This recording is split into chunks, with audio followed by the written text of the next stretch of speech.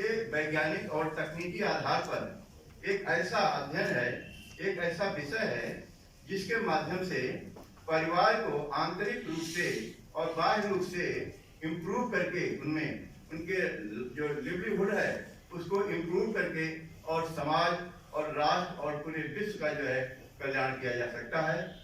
Home science का ऐसा role है एग्रीकल्चर में।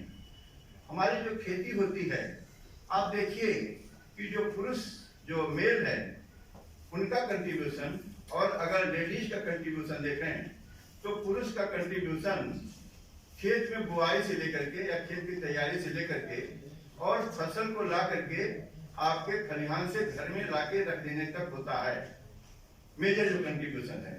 बट अगर एक फीमेल का कंट्रीब्यूशन देखें तो सीड प्रिपरेशन से लेकर के आज भी गांव में आप जाए अगर देखें तो मेजॉरिटी है कि आप फार्म पर चले जाइए, छोड़िए गांव की बात, अपने फार्म पर चले जाइए, सीड की उसकी छटाई सफाई उसका काम जो है वहाँ लेडीज बैठ के ज्यादा कर रही है।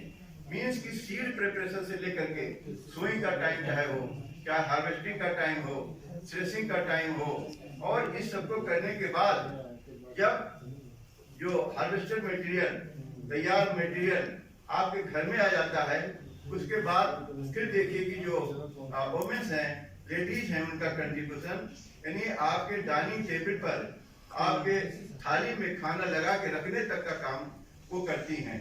तो इस तरह से अगर आप रेशियो में भी देखें तो एग्रीकल्चर में जो लेडीज का जो रोल है, I think that is more important than male people. System drip system लगाने के लिए सब्सिडी पर इंस्ट्रूमेंट दिए जाते हैं। एक है एस्पाइरेशनल डिस्ट्रिक्ट।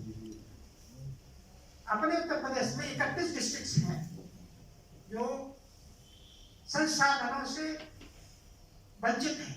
ऐसे 31 डिस्ट्रिक्ट आइडेंटिफाई किए भारत सरकार ने उत्तर प्रदेश में कि इनको संसाधन नहीं कम उपलब्ध है, तो इनके लिए हमने भारत सरकार हमारे फतेहपुर डिस्ट्रिक्ट को आइडेंटिफाई किया है।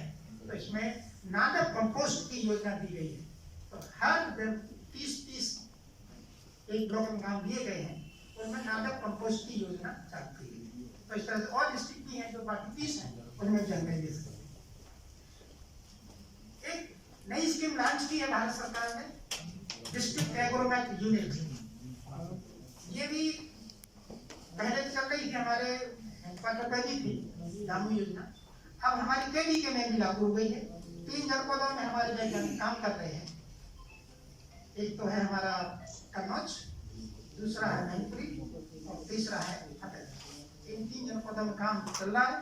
अब थोड़ा 8 डिस्ट्रिक्ट और आइडेंटिफाई कर लिए गए हमारे, तो करीब 11 कृषि विज्ञान केंद्रों में ये स्कीम कंप्लीट चालू हो जाएगी। तो इसके बारे में मौसम से संबंधित सारी जानकारी दी जाती है। तो हर डिस्ट्रिक्ट में प्रोग्राम चलने वाला है। तो हमारे छात्र छात्राएं हैं वो अपने पेरेंट्स को बता सकते हैं कि हम कितना अनुभव रखते हैं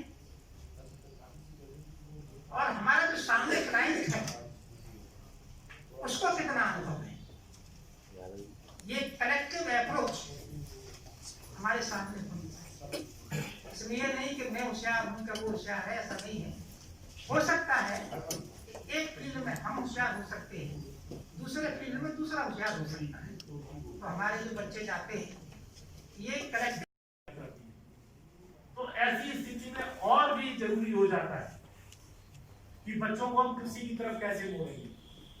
ये हम सब की जिम्मेदारी है जो इस हाउस में बैठे हुए हैं या नीति के निर्माता है कि अगर बच्चों का मन नहीं किया कि कृषि नहीं पढ़ेंगे, क्योंकि बहुत लेवलियस वर्ग है, तो हम उनको कैसे जोड़ पाएंगे। निश्चित तौर से हमें इसमें प्रोजेक्शन दिखाने पड़ेंगे कि नहीं साहब देखिए इसकी जो सफलता की कहानियां हैं हमारे किसानों की, वो जगह जगह होर्डिंग लगवाने पड़ेंगे, बताना पड़ेगा हमको कि ये कृषि की ये सफल कहानियां हैं, ये हमारा सफल किसान है, या 60 लाख 70 लाख 1 करोड़ कमा रहा है, या अमेरिका से लौट के पीएचडी करने के बाद नींबू की खेती में जुट गया, या फलानी खेती में जुट गया, या एंटरप्रेन्योरशिप में जुट गया। तभी हम बच्चों को अपनी तरफ आकर्षित कर पाएंगे। नहीं तो नई शिक्षा नीति में तो बच्चे भाग जाएंगे हमारे पास। तो हमारा ये भी इस पर जोर हो जाना चाहिए। अब आगे चलते हैं इसी में, थोड़ा सा बताना चाहेंगे, बाकी भी आप लोग बताएंगे। इसमें सबसे इम्पोर्टेंट चीज जो है ग्रॉस इन्वॉल्वमेंट रेशियो, कृषि में हमारा कितना % हम रख पाते हैं। आज की तारीख में कोई 30% के आसपास है पूरे स्टेट का, देश का, लेकिन कृषि शिक्षा में ग्रॉस इन्वॉल्वमेंट रेशियो हमारे विद्यार्थियों का कितना हो, वो भाई जब भी बढ़ेगा जब हम बच्चों के अंदर रुचि पैदा करेंगे अपने प्रोफेशन। उसके लिए अब हमें और आगे आना पड़ेगा, हमें हेड ऑफ डिविजन पे, डीन्स पे, हमारे जो साथी है रजिस्ट्रार साहब, जो एकेडमिक क्रेडिट बैंक सिस्टम का जो तरीका इस शिक्षा में महत्वपूर्ण हिस्सा है, और इसको भारत सरकार बनाएगी, मिनिस्ट्री बनाएगी, जो शिक्षा आयोग बनेगा वो बनाएगा कि कहीं बच्चा पढ़े और उसका एकेडमिक क्रेडिट उसके बैंक में दर्ज हो जाए। जैसे नहीं होता कि हमारा खाता एक हो गया, कहीं से भी हम पैसा डालेंगे उसमें तो हमारे खाते में वो बैलेंस दिखाई देगा। इसी तरह से एकेडमिक क्रेडिट सिस्टम भी